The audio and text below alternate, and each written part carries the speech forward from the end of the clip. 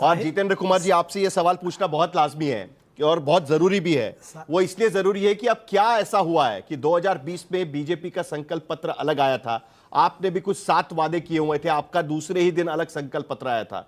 इस बार किसको किसके वादों पर भरोसा नहीं है कि साझा ये घोषणा पत्र निकाला जा रहा है? आपको अपने वादों पर या बीजेपी को अपने वादों पर या आपको एक दूसरे के वादों पर कि यह साझा घोषणा पत्र लाया जाएगा? और ये वादे पूरे कौन करेगा? किसके चेहरे पर ये वादे पूरे करने की घोषणा हो रही है? एनडीए में जितने भी प्रतिपक्षी दल हैं सभी को एक दूसरे पे पूर्ण भरोसा है साहिल जी। एनडीए में करार है और इंडी गठबंधन में दरार है।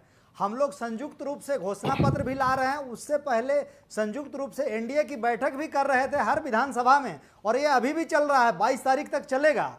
तो हम लोग के बीच में बेहतर कोऑर्डिनेशन है, इसको यह प्रदर्शित करता है। लेकिन राहुल जी अपनी यात्रा के दौरान तेजस्वी जी को मुख्यमंत्री पद की के लिए उम्मीदवार या घोषणा नहीं किया, उम्मीदवार नहीं बनाया, इसकी टीस कहीं ना कहीं तेजस्वी जी के मन में है, इसलिए उनको प्रस्तावित और ये तथाकथित यात्रा निकालनी पड़ रही है।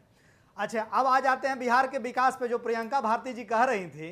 तो लालू जी का जो पैतृक गांव है फुलवरिया, और तेजस्वी जी जहां से चुनाव लड़ते हैं राघोपुर से, इनकी ही पैतृक सीट है महुआ और हसनपुर जो समस्तीपुर में है, जहां से तेज प्रताप जी चुन के आए हैं। उन चारों जगहों पर भी विकास हमारी सरकार ने सुनिश्चित किया है। वहां भी नली और गली, पुल और पुलिया और सड़क हम लोगों ने बनवाया है। फुलवरिया में 16 कमरे का राबड़ी देवी जी के नाम से स्कूल है, वह भी हम लोगों ने सुनिश्चित किया है। और अभी गंगा पर सेतु बनाकर राघोपुर का विकास सुनिश्चित करने का काम भी मैं एक बार फिर अपना सवाल रिपीट करता हूं, जैसे मैं रविकांत जी से करने की कोशिश कर रहा था। जनता चुन रही है। ये बड़ा दिलचस्प है कि जो सवाल है उसको कैसे बदल दिया जाता है हमेशा। मैंने सवाल ये आपसे किया था कि इस बार साझा घोषणा पत्र क्यों है, और अगर इस बार साझा घोषणा पत्र है तो पिछली बार क्यों नहीं था? या तो पिछली बार गलत था या इस बार गलत है, कोई तो एक बात सही होगी।